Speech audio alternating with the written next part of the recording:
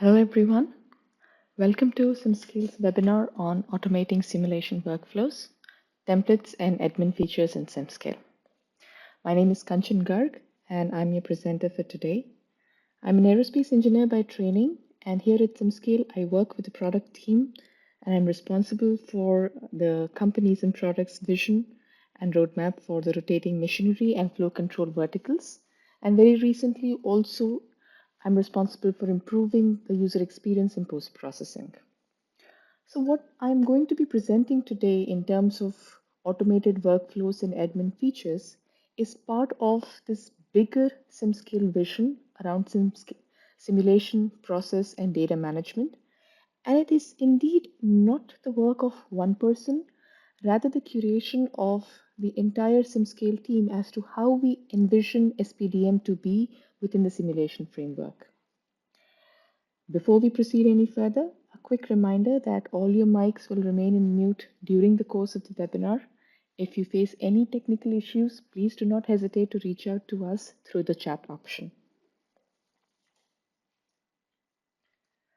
A quick look at the agenda for today's webinar. We will of course start with a brief introduction for SimScale for those of us who are new to us. And then we will deep dive into SimScale's vision for simulation, user process, and data management, SPDM in short, where I'll also show a lot of cool features in a product demo that demonstrate what SimScale has so far in terms of SPDM, what we have in terms of automated workflows and admin features. And we will round it off with a discussion of what else we are working on in terms of the roadmap. And of course, we'll save a few minutes at the end for questions and answers. And I encourage all of you to please keep posting questions in the questions panel throughout the course of the webinar, and we will try to answer as many of them as possible towards the end. As some of you might already know, SimScale is the world's first truly cloud-native simulation platform. It is built and marketed with the mission to enable high fidelity engineering simulation and make it accessible to every engineer. And because it is truly cloud native, there is absolutely zero hardware and software footprint, and users can access a range of high-end physics all through a web browser and all through within the same platform. This enables organizations and teams to collaborate on complex projects like design of experiments, optimizations, you name it. And because the data is all centrally hosted on the cloud, there is absolutely zero data management required on the user's side. And what it also means is that simulation data from SimScale is always already AI ready. And this is something that we will dig into a little bit more during the demo, where I'll show you how our AI feature works. Our customers vouch for the impact SimScale has had on their design process, enabling them to move simulation to the left and make it accessible to every engineer throughout their organization. Now, coming to the main topic of the day, what we typically hear from a lot of our customers as well as the simulation industry at large in terms of what they want from simulation workflows is things like I want to be able for my simulation to be repeatable, traceable, and auditable. I do not want to spend an immense amount of time setting up the same simulation process, the same post-processing views all over again. It would be nice if all of this is automated. Also, there is a great demand for data to be accessible from anywhere and for data maintenance or management to be either a no or low effort. And the entire simulation workflow is desired to be easily plugged into any other uh, simulation workflow or any other PLM workflow that the user or the company might have. So based on what we have always heard, this is what SimScale's vision, SimScale's point of view in terms of simulation process and data management is. What we believe is that SPDM should not be a separate software at all. It should not be something that lives outside the simulation ecosystem. Simulation data should organically be part of the simulation process, which also means that it is always AI ready. And users should never have to repeat a simulation process like setting up boundary conditions or doing the CAD pre-processing. What happens to your results if the CAD is updated? What happens if I have a new set of results? How do you post process it? Any of these steps within the simulation workflow should be automated, and users should really not be, engineers should really not be spending their time in doing these repeatable things. Rather, they should focus on doing more simulation and leveraging it to make design decisions. So, what we believe is that any simulation process to do with data management, how it is, how the entire process works, and how users are managed should be part of the simulation ecosystem. It should not be an afterthought.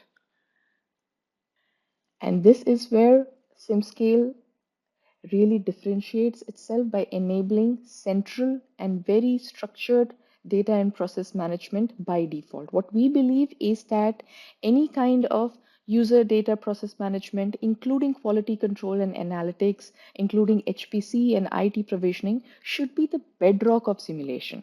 And then on this, we build best in class simulation methods that address broad physics portfolio, and all of this is brought together into a unified interface. So what this means is that simulation workflows become really simple, data is centralized, cloud hosted, and this simple, traceable, repeatable, and verifiable workflow can be easily plugged into any other PLM tool or software that you might have.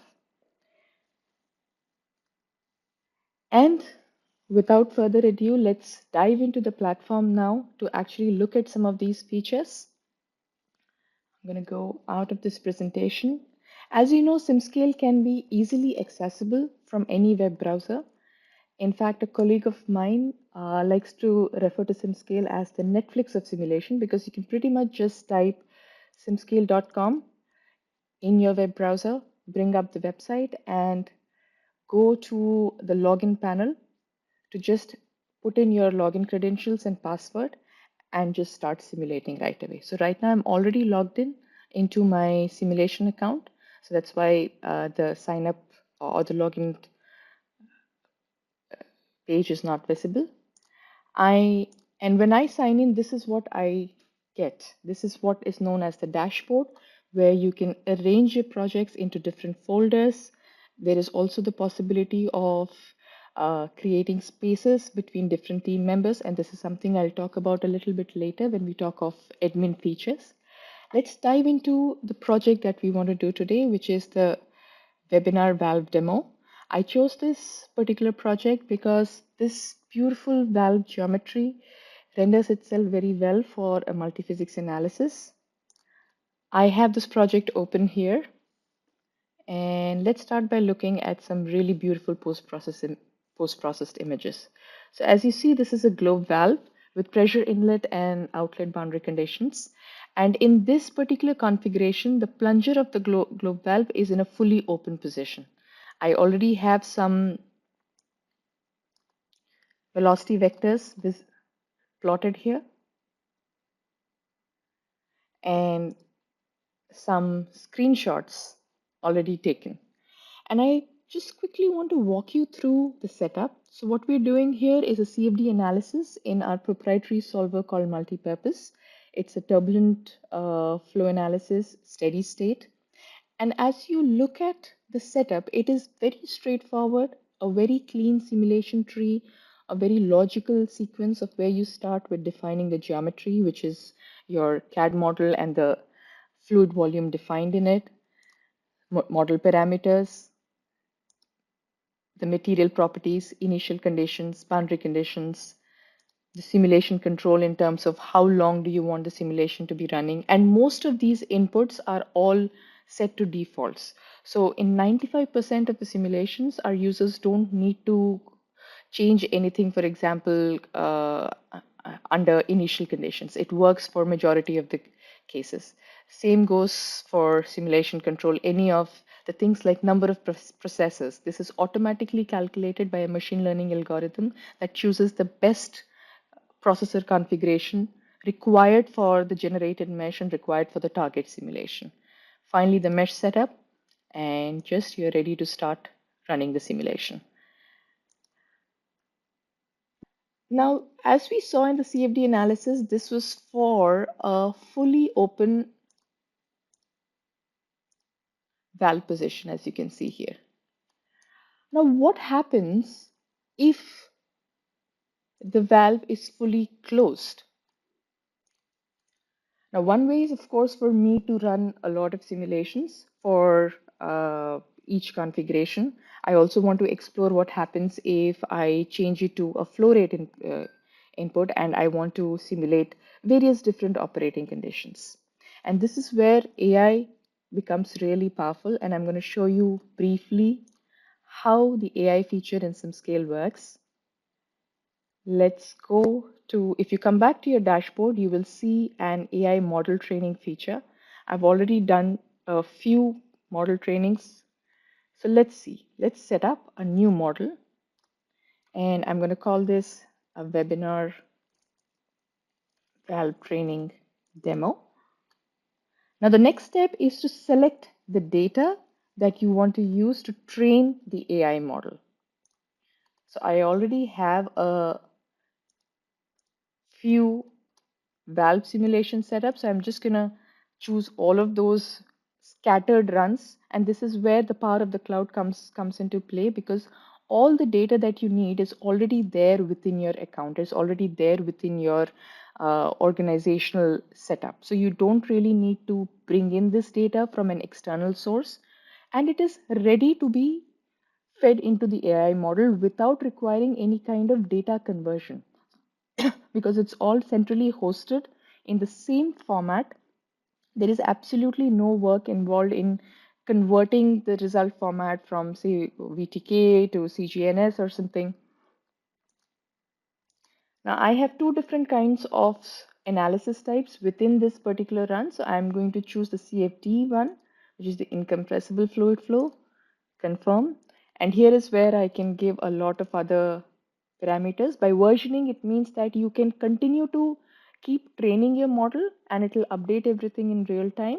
So this is my first version. I can continue to add data to this model to train it further, at which point I can name the versions as version 2, 3, 4. And I can set up all these parameters like, do I want to have a confidence score when the AI model is run? What's the maximum runtime? And all of these things.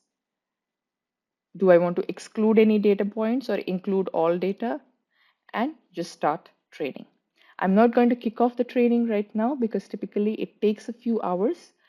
Going back to our valve model, which was in a fully closed position, I already have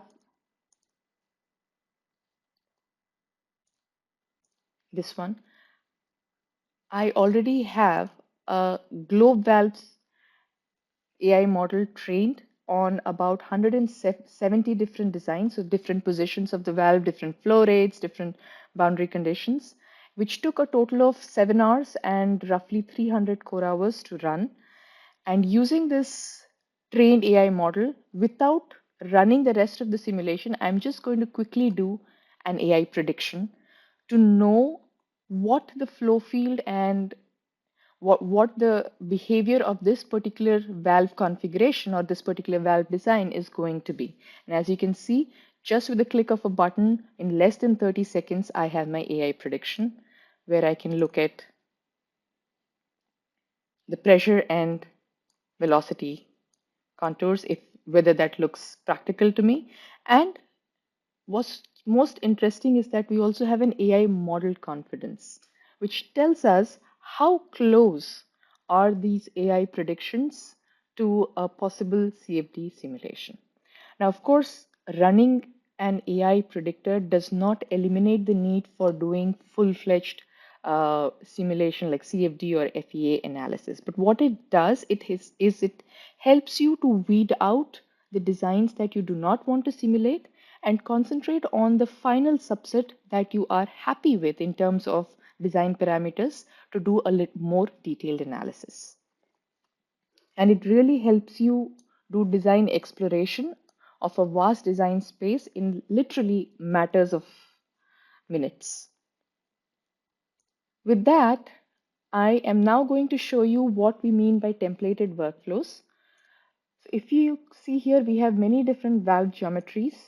And when I try to create a simulation for one such geometry, now one way is to choose any of these analysis types, which is basically different physics. You can choose to run an incompressible CFD solution, a convective heat transfer solution, or a proprietary solver multipurpose, which incorporates different types of flow regimes, including conjugate heat transfer.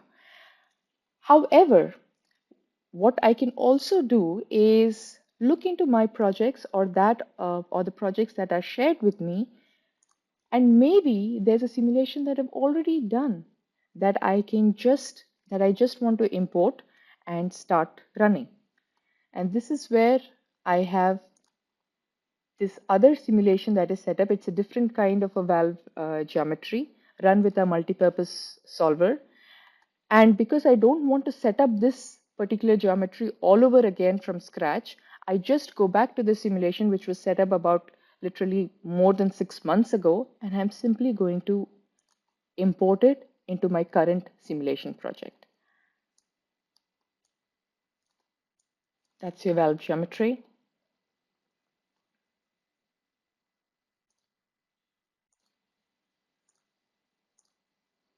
And everything, as you see, including the material boundary conditions, initial conditions, all of it is pre-populated. I can just simply start running this simulation. I'm only going to make a small change, which is to reduce the number of iterations so that the simulation will complete while we are going through our demo. And I'm ready to start running. So did you see, if you have projects or simulations that are set up previously, you can template them and you can bring them into your current projects simply by the click of a couple of buttons and start running those simulations. And this is especially useful if you have different teams. So maybe you have a simulation expert within your team who wants to create different simulation projects and hand them over to the non-experts and do not want them to be changing any parameters, just to take the template and start running. So this is the power of templated workflows that really reduces the time it takes, and it also introduces a lot of quality control in terms of not allowing or presetting inputs and allowing the designers to just concentrate on the design and the results and propose changes without actually having to get into how the simulation was done. Now, I already have this particular geometry set up in a different project, fully post-processed. I have some beautiful particle traces here, different cutting plane views, velocity vectors, and also pressure contours. Now, one of the biggest pain points that we also hear a lot from our users is about post-processing, about the time it spent in post-processing. And I think as a simulation user, whether you're using SimScale or any other tool, you will relate with this, is how difficult it is to start or post-process or visualize a result from scratch. And especially when you are comparing two different results or two or more results, you want the exact same legend, you want the exact same camera angle, same zoom in, zoom out factor, so that when you put these images or screenshots next to each other, everything looks same, and it is easier to compare how the results vary between designs. So hearing this particular request from our customers, we have implemented a very cool feature, is where once you have your post-process state done for any particular simulation and you're happy with it, and you know that this is a simulation or this is the result setup that you want to replicate many number of times later, what you can do is go ahead and save this post-process state in your dashboard. So when I save this, I'm going to use something like webinar demo view. Uh, you can add any description to remind you about what the origin of this particular post-processed state is. Well,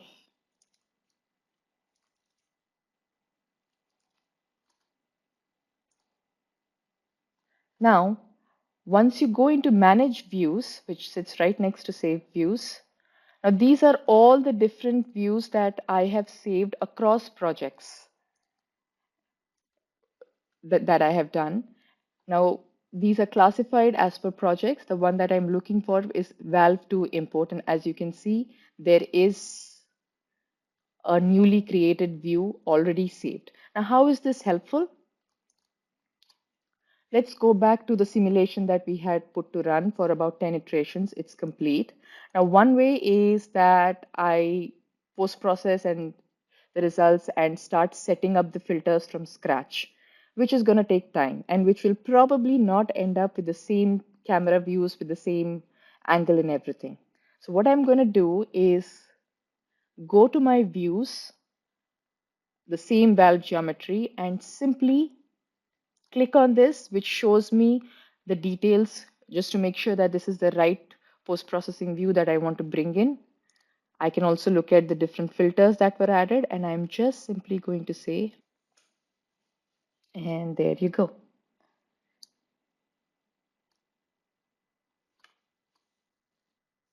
So as you see, all the same filters as I had on the other post-processed view are readily available here. Of course, this is not a fully converged simulation because we only ran it for 10 iterations. So let's not be worried with how choppy everything looks. But the point being is that now from hereafter in SimScale, you never have to post-process the same kind of geometry, the same kind of result more than once ever. Just do it once, save it, and use it across your projects, across your simulations, as many number of times as you want.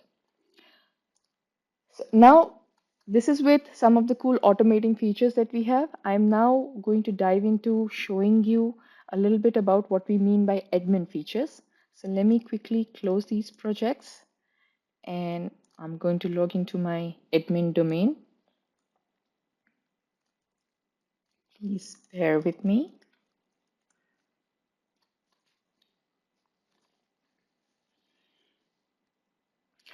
So this is what my dashboard as an admin looks like. So I have again different folders that I have classified my projects into, different tutorials and demo projects. And as an admin, I am part of this organization, a dummy organization that I created called SimScale Demo. And these are some additional features that I would see which a non-admin does not. What does this mean? As an admin, I can create spaces.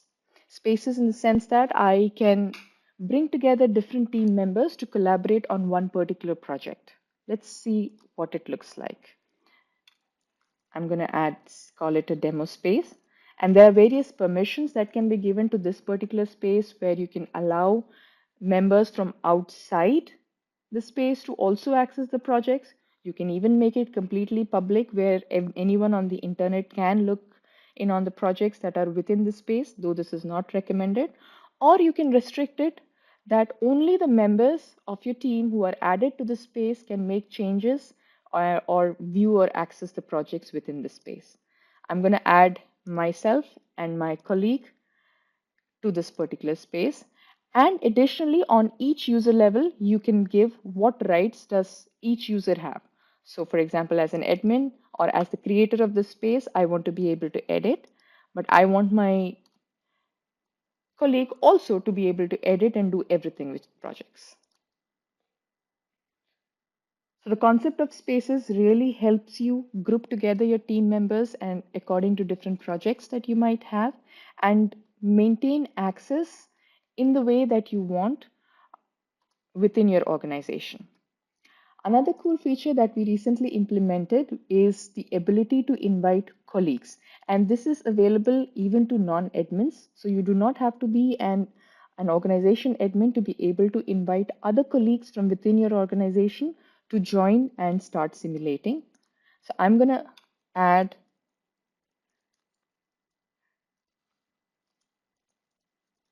a dummy person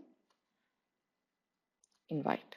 And as soon as I do that, it appears into invitations with the remark that it is pending confirmation. Now, as a non-admin, anybody that I add or invite to the organization, that still needs to be approved by the admin before that person can join that organization and start simulating.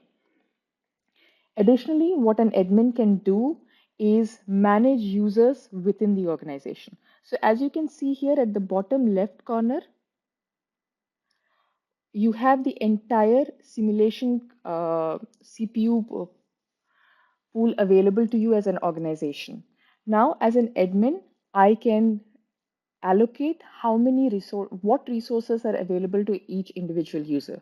For example, if you know that a particular user is going to be on leave or not going to be simulating, you may want to take away their uh, CPU and GPU budget and allocate it to somebody else. So having this clear, transparent view about what the CPU budget for the entire organization is helps you distribute it properly, allocate resources according to projects and according to users who need them.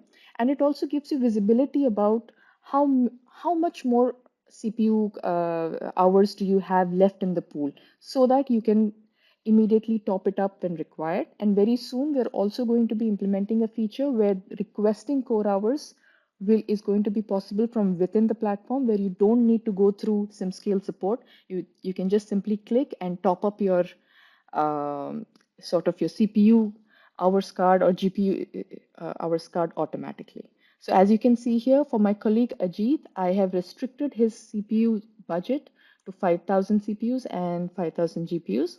I can also always change it back to any other. For example, if I know that Ajit is going to be working on a very uh, high-end project and would be simulating a lot, I can just go back to giving him unrestricted CPU and GPU as long as he stays within the organizational budget. And that is reflected here automatically. So as an admin, these are some of the cool features that are available to the organization's team lead, team manager that really enables you to organize your projects, organize your team members, organize your simulation work to the best in the best possible manner and have full transparency and visibility as to what is going on.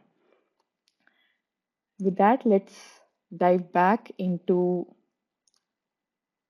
the presentation to see what's coming. Along the same lines of data and process management, you did see a few nice features that really automates the simulation setup process, that automates post-processing. And of course, we are working on a lot more along the same lines, where we are going to introduce a full-fledged template which enables the template creator, which usually is the simulation expert or the organization admin, to create the template as you're setting up the simulation and the ability to lock certain inputs so that they cannot be changed by anybody else who is using that template.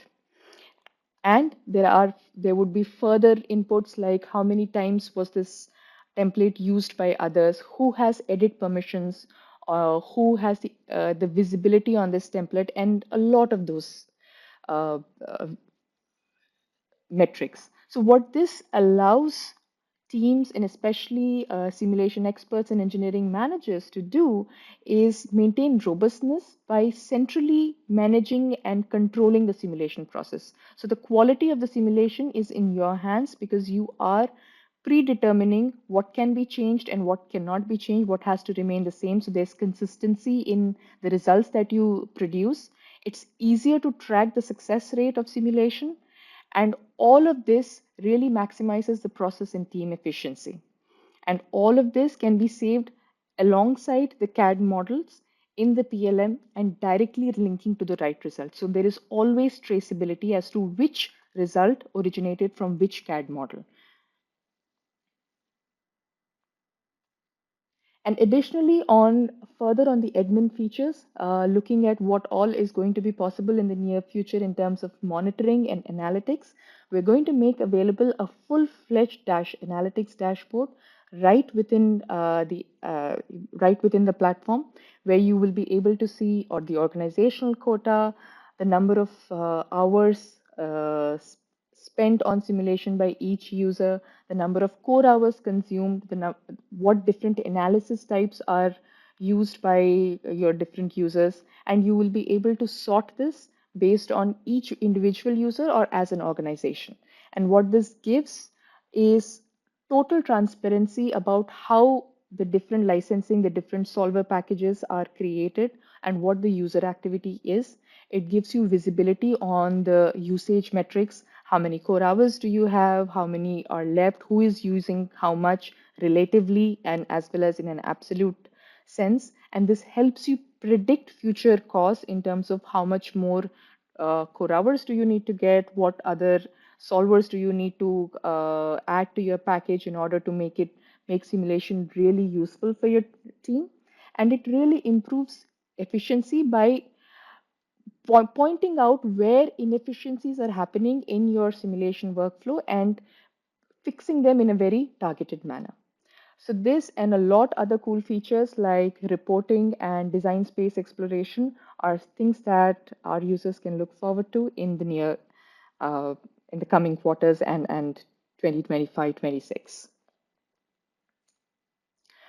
So with that, I will bring my presentation to a close. If this is interesting for you and you would like to request a demo, you can just simply visit simscale.com or contact us directly at sales@simscale.com. We would be happy to dive deeper into these and other features, including the different physics available on SimScale, and we